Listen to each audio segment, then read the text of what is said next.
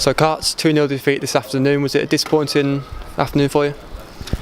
Yeah, frustrating. I thought we battled away first half and was probably slightly the better team.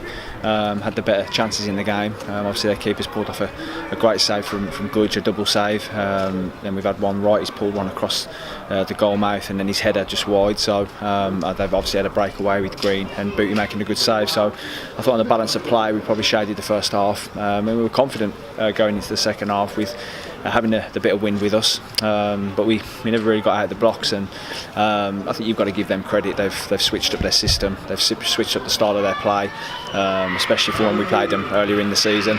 They've got a bit more physical, a bit more direct, and second half they played their tempo. You know, once they got in front, they slowed the game down, and we just couldn't get anything going in that second half.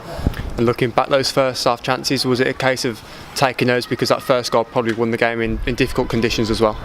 Yeah, goals change games obviously, and if we'd have got ourselves in front, then we'd have the ascendancy, and they've got to come out a little bit more, and it probably speeds the game up a little bit. But like I say, you've got to give them credit. They're a strong team. I thought when we played them earlier in the season, they're probably one of the best teams in the league.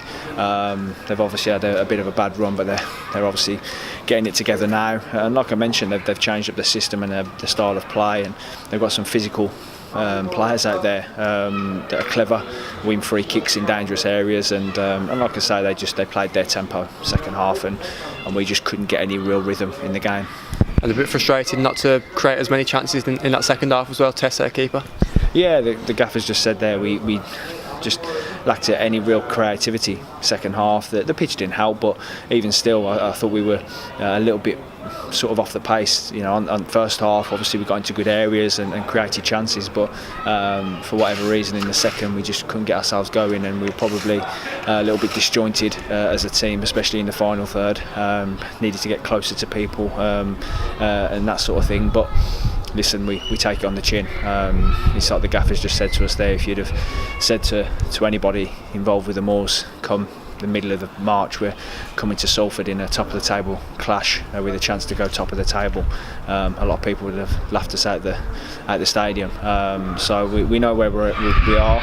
We know there's huge games left. We've got a great chance now to bounce back on Tuesday against Gateshead, followed up by another home game on Saturday against Braintree. So we've got to stay positive and stay optimistic, although today was really, really frustrating. Like I say, plenty of positives, but 2 games to bounce back, and also just a mention for those 419 fans in that away end as well. Yeah, they were incredible, the noise they made, and I've seen it all on social media the last few days, and people tweeting me and messaging me saying they were coming to the game, and it's great. They make such a huge difference, and even the lads mentioned coming out for the warm-up, you can hear them, see them, and when we come out then for the game, and kick off, all you could hear was the Moors fans. So it's great, and we fully appreciate it obviously, and we're going to need that support for the rest of the way. We want to try and do something special at the football club. We're going to push the teams around us all the way to the very end, and together hopefully we can do something special. Cheers, guys.